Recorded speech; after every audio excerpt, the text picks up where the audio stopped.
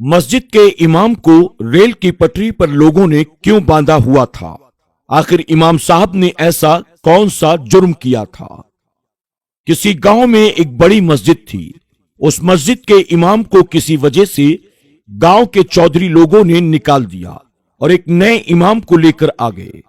नए इमाम साहब भी एक नेक इंसान थे। उनकी बीवी और 3 बच्चों समेत 5 लोगों का कुल परिवार था। इमाम साहब नमाज़े पंजगाना के वक्त हाजिर रहते थे और अपना ज्यादातर वक्त मस्जिद में गुजारते थे। नमाज के अलावा बच्चों की अच्छी तरह से तरबियत करते और बाकी वक्त में किताबों का मुताला करते।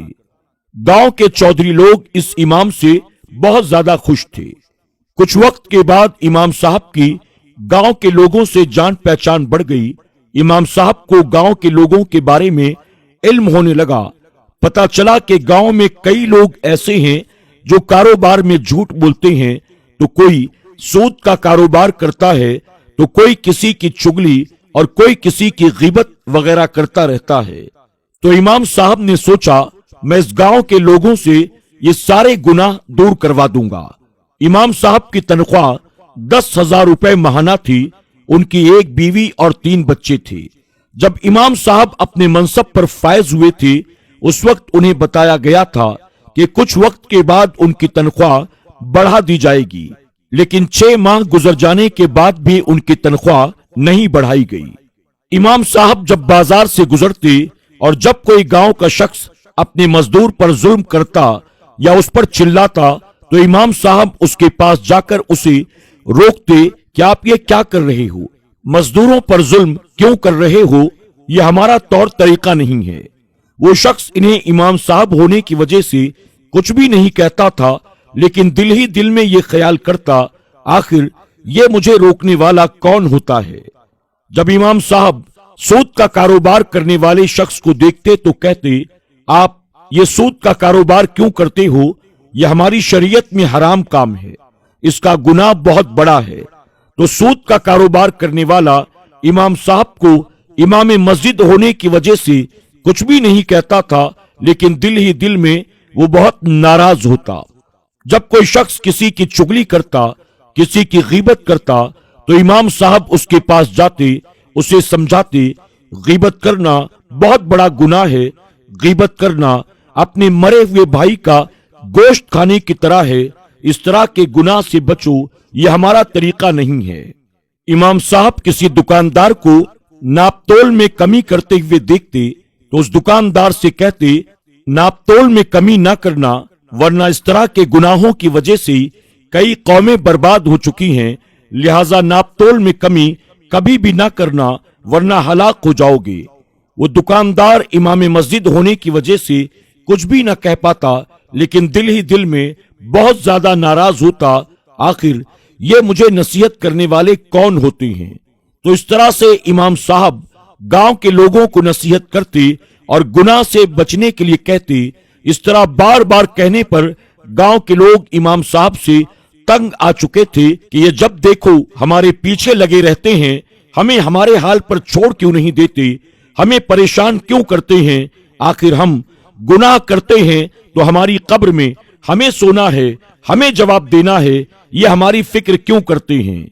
जब तनख्वाह का वक्त होता तो इमाम साहब मुतवल्ली साहब से कहते, हमारी तनख्वाह बढ़ा दी जाए, क्योंकि जब मैंने इमामत की नौकरी शुरू की थी तब मुझसे ये कहा गया था कि कुछ ही वक्त के बाद आपकी तनख्वाह बढ़ा दी जाएगी, लेकिन अभी तक तनख्वाह नहीं बढ़ी। बार बार तनख्वाह की बात करने की वजह से मुतवल्ली साहब भी इमाम साहब से तंग आ चुके थे। आखिरकार गांव के कुछ लोग जमा होकर गांव के बड़े चौधरी के पास गए और इमाम मस्जिद की शिकायत की, हम इससे तंग आ चुके हैं, ये हर बार हमें परेशान करता रहता है, लिहाजा इसे फौरन इमामत के मनसब से हटा दिया जाए। तो गांव के चौधरी ने कहा, इससे पहले जो इमाम था उसकी भी यही शिकायत थी और हमने उसे भी इसी वजह से निकाला था, और अब इस इमाम की भी यही शिकायत है। अब इसे सबक सिखाना पड़ेगा, नहीं तो यह हमारा जीना हराम कर देगा। लिहाजा चौधरी को एक तरकीब सूझी। वो चौधरी इमाम साहब के पास गया और कहने लगा, आप मेरे साथ चलिए, हमें एक जगह फातिहा पढ़ने के लिए जाना है। इमाम साहब चौधरी के साथ चुपचाप चल पड़े। चौधरी इमाम साहब को रेल की पटरी के पास ले गया और चालाकी के साथ उन्हें रेल की पटरी के साथ बांध दिया। इमाम साहब ने पूछा, आखिर आपने मुझे बांधा क्यों है? तो चौधरी ने कहा, हम आपकी हरकतों से तंग आ चुके हैं, इसलिए आपका किस्सा खत्म करना चाहते हैं ताकि इस किस्से से दूसरे आलिम इबरत हासिल करें और आपके जाने के बाद जो इमाम आए वो ऐसी हरकत दोबारा न कर सके। आपकी रोजाना की नसीहतों की वजह से गांव के तमाम लोग तंग आ चुके हैं और हर माह आप तनख्वाह बढ़ाने की बात करते हैं। क्या इमाम के लिए माहाना 10,000 रुपए काफी नहीं है? ये सारा मंजर एक बुजुर्ग शख्स ने देख लिया। वो करीब गए और पूछने लगे, ये सब क्या हो रहा है? इमाम साहब को आपने इस तरह क्यों बांधा हुआ है? तो इमाम साहब ने उसे बताया, मैं गांव के लोगों को गुनाहों से रोकता हूं और तनख्वाह बढ़ाने की बात करता हूं, इसलिए इन्होंने तंग आकर मुझे रेल की पटरी से बांध दिया है। उस बुजुर्ग ने चौधरी से पूछा, आप एक महीने में कितना कमाते हो? चौधरी ने कहा, यही कोई 2 लाख रुपए। तो बुजुर्ग ने पूछा, क्या 2 लाख तुम्हारे लिए काफी है? चौधरी ने कहा, नहीं, हमें वो भी कम पड़ता है। तो बुजुर्ग ने कहा, जब 2 लाख रुपए माहाना आपको कम पड़ते हैं तो माहाना 10,000 रुपए में इस इमाम का घर भला कैसे चलेगा? क्या इनके बीवी बच्चे नहीं हैं? क्या उन्हें खाना खाने की जरूरत नहीं होती? और इनका काम अवाम को गुनाहों से बचाना है जो ये करते हैं।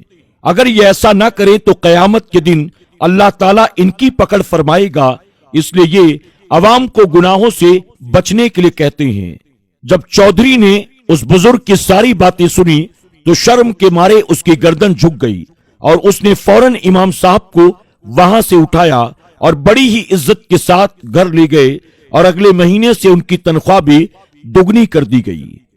तो दोस्तों, हम सब ये चाहते हैं कि हमारे बच्चे अच्छी से अच्छी सर्विस पर लग जाएं और महीने के लाखों रुपए कमाएं, लेकिन जब इमाम मस्जिद को तनख्वाह देने की बारी आती है तो 10,000, 15,000 या उससे बहुत ज्यादा 20,000। बड़े ही हैरत की बात है, हम महीने के लाखों कमाएं फिर भी वो हमें कम पड़ते हैं और इमाम मस्जिद को अगर तनख्वाह देनी पड़े तो हमें यूं लगता है कि 10-15 हजार रुपए इनके लिए काफी हैं।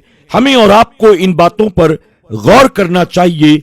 अल्लाह तबारक ताला तमाम मसाजिद के जिम्मेदारान को और अवाम को अक्ल सलीम अता फरमाए और अपनी मस्जिद के इमाम का, हुफ्फाज इकराम का, उलमा इकराम का सही तौर पर हक अदा करने, उनसे मोहब्बत करने, उनकी खिदमत करने की तौफीक अता फरमाए। आमीन या रब्बल आलमीन।